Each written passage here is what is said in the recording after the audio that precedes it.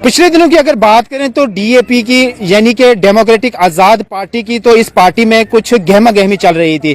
कुछ लीडर आए और कुछ लीडरों ने बाहर किया है वो रास्ता देखा है। क्या कुछ विषय था, क्या कुछ पार्टी में चल रहा था, उसके बाद उन्होंने प्रेस वार्ता भी रखी, उन्होंने अपनी साफ स्पष्टि भी की। लेकिन कुछ लीडर फिर से दोबारा कांग्रेस में उन्होंने ज्वाइनिंग करी है। लेकिन एक लीडर ऐसा था वाहिद, उसके बाद जो पार्टी के चेयरमैन है गुलाम नबी आजाद साहब, उनके घर गए और दोबारा फिर से उनको पार्टी में लाने की जो है वो कोशिश थी और लाया भी गया। तो आज इन सब विषय पे हमारे साथ बातचीत करने के लिए मौजूद हैं बीडीसी कहारा से फातिमा जी। इनसे बातचीत करेंगे और पूरी जो है पार्टी के जो अंदर क्या चल रहा है इनसे जानने की कोशिश करेंगे। मैम, सबसे पहले तो आपका स्वागत है, बहुत बहुत शुक्रिया हमें वक्त देने के लिए। Thank you so much. Ma'am, हमें बताइएगा, जिस तरह से पिछले दिनों पार्टी में कुछ गहमा गहमी सी चल रही थी, कुछ लीडर जा रहे थे, फिर उसके बाद आजाद साहब उन लीडरों के घर भी जाते हैं मनाने के लिए, लेकिन वो नहीं मानते, कांग्रेस में चले गए। लेकिन एक वाहिद ऐसे लीडर बचे थे, उनके बाद उनके घर गए, फिर से वो पार्टी में उन्होंने दोबारा वापसी की है। इस पे क्या कहेंगे? देखिए, सबसे पहले जब आजाद साहब ने नई पार्टी लॉन्च की है तो आजाद साहब का एक मिशन आजाद साहब लेके आए हैं। देखिए, इतनी बड़ी पोस्ट से तो कोई वापस नहीं आता है, जबकि प्रधानमंत्री जी ने भी उन्हें इतने बड़े अवार्ड से नवाजा था। लेकिन आजाद साहब की अपनी भी पहचान है, वो तो हमेशा आजाद साहब के साथ रहेगी, वो तो उसकी डेवलपमेंट की वजह से आजाद साहब की पहचान है। तो जो लीडर आजाद साहब की पार्टी से चले गए थे, उसके बाद आप मनोहरी लाल शर्मा जी की बात कर रहे हैं, जब वो वापस आए। लेकिन देखिए, पार्टी कोई माने नहीं रखती है, ना ही कोई वोट किसी के लिए होता है। लेकिन जो मनोहरी लाल शर्मा जी वापस आए हैं, वो उनके रिलेशन में थे, उनके घरेलू रिलेशन में थे, इसलिए वो आजाद साहब के साथ दोबारा से ज्वाइन हो गए। मुझे बताइएगा, जिस तरह से मैम पार्टी का जिस तरह से आगाज किया गया था, जितने भी कांग्रेस के बड़े लीडर थे वो इसमें आए थे, शमूलियत की थी, लेकिन उसके बाद उनको क्या लगा ऐसा कि पार्टी से उन्होंने बहुत ही दूरियां हासिल कर गई और फिर वो दिल्ली में जाते हैं एआईसीसी ऑफिस में, वहां से फिर से वो कांग्रेस में शमूलियत करते हैं। क्या एक ये कि जिस तरह से भारत जोड़ो यात्रा राहुल गांधी निकाल रहे हैं, क्या उनको लगा कि फिर से कांग्रेस कहीं जम्मू कश्मीर में अगर सत्ता में आ गई तो अगर हम उस पार्टी में रहेंगे तो हमें जो पोस्ट है, जो ओहदा है, वो नहीं मिल पाएगा, या हम सत्ताधारी जो है सत्ता में नहीं आ पाएंगे? देखिए, सबसे पहले आपका सवाल है कि जो कांग्रेस पार्टी के बड़े बड़े लीडर आजाद साहब के साथ आए थे और फिर वो वापस चले गए, तो उसकी सबसे मेन वजह ये है कि आजाद साहब ने जब फर्स्ट टाइम में सैनिक कॉलोनी में प्रोग्राम रखा था, वहां पे तमाम लीडर भी आए थे और वोटर भी आए थे जो छोटी लेवल के थे। लेकिन आजाद साहब ने वहां पे कहा था कि अब मैंने एक नए सिरे से पाक शफाफ पार्टी बनाई है, जिसका नाम डेमोक्रेटिक प्रोग्रेसिव आजाद पार्टी रखा गया है। और मेरी इस पार्टी में ना ही कोई बड़ा नेता होगा, ना ही कोई बड़ा लीडर होगा, जो कम छोटे से छोटा होगा वो भी मेरी लेवल का होगा। तो किसी को कोई छोटा नहीं समझना है और किसी को किसी से बड़ा नहीं समझना है। जो वोटर है निचली सतह का, बूथ वार्ड लेवल का, उसको भी समझो कि ये स्टेट लेवल का है।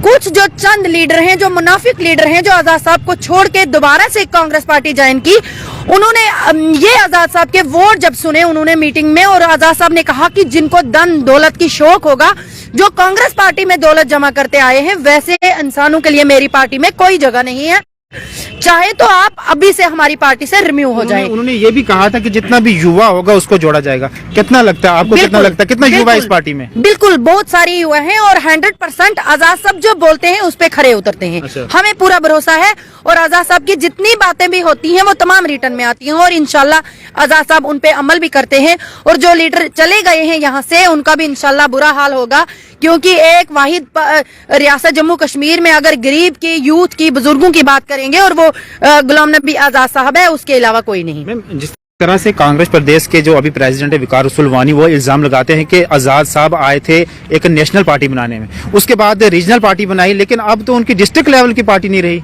देखिए, आपने नहीं सुना जब राहुल गांधी जी की, मैंने ये बाइट भी सुनी, राहुल गांधी जी कहते हैं कि मैं मर गया हूँ।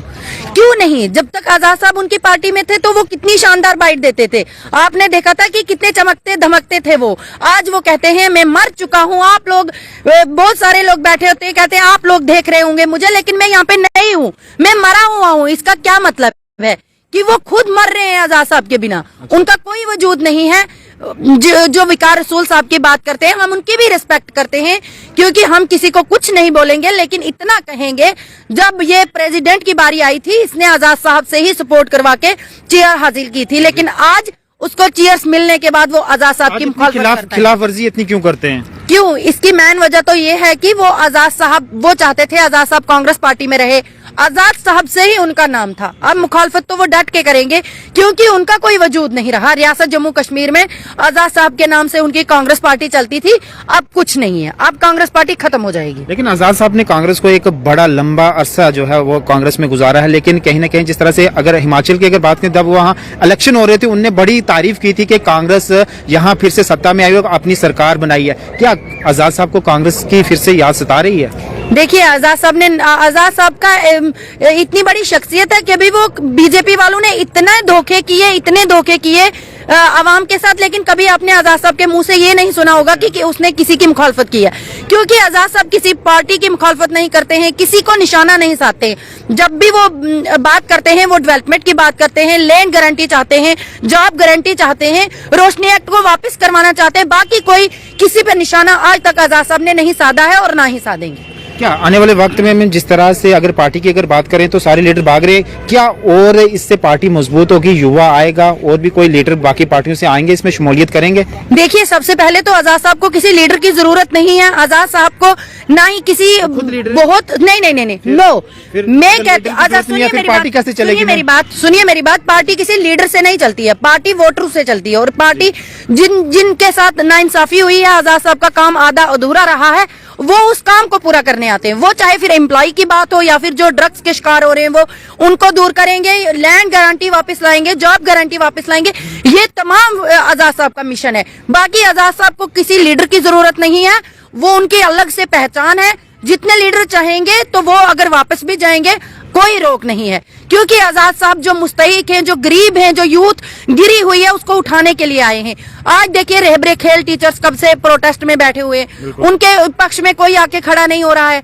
ऐसी महिलाएं हैं जो सड़कों पे बैठी हुई हैं, प्रोटेस्ट कर रही हैं, उनके पक्ष में कोई खड़ा नहीं हो रहा है। पार्टी कितनी आई उनके साथ, कितना उन्होंने स्टैंड लिया? हमारी तो हर हमेशा पार्टी, आपने देखा आजाद साहब उनके साथ रहबरे खेल टीचर्स के साथ गए हुए थे, सलमान नजामी साहब थे, सुरूरी साहब थे, असलम गुनी साहब थे, तमाम जितने हमारे बड़े सीनियर लीडर हैं वो तमाम उनके साथ हैं और इंशाल्लाह हमेशा रहेंगे। और ये मैम, जिस तरह से इल्जामात भी अनायत होते हैं इस पार्टी के ऊपर, कहा यह जा रहा है कि भाजपा की ये बी टीम है, क्या ऐसा सच है? देखिए, भाजपा की जब प्रधानमंत्री जी ने आजाद साहब के लिए रोया था, उस दिन से ये कहते हैं कि ये भाजपा की बी टीम है। चाहे वो ए टीम कहें, बी कहें या सी कहें, उससे हमें कोई फर्क नहीं पड़ता है। इंशाल्लाह आने वाले समय में आजाद साहब सीएम होंगे और जितनी भी नाइंसाफियां लोगों के साथ हुई हैं, इंशाल्लाह आजाद साहब चुन चुन के बदले लेंगे।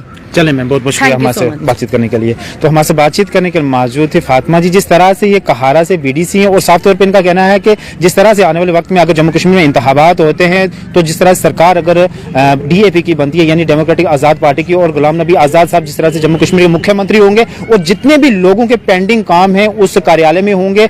इससे पहले भी 2.5 साल की सरकार थी, 8 डिस्ट्रिक्ट बने थे, इनके कार्यालय में और भी लोगों के काम हुए थे, लेकिन कुछ काम ऐसे थे जो रुक गए हैं। अब ये कहते हैं कि अगर आने वाले वक्त में ये सरकार बनती है, मुख्यमंत्री बनते हैं गुलाम नबी आजाद साहब, जम्मू कश्मीर में डेवलपमेंट होगी और रोजगार होगा और जितने भी लोगों के काम पेंडिंग है वो होंगे। अब देखने वाली बात होगी कि आने वाले वक्त में क्या होता है, असेंबली इलेक्शन होते हैं कि लोगों का क्या रुझान है, वो देखने वाली बात होगी।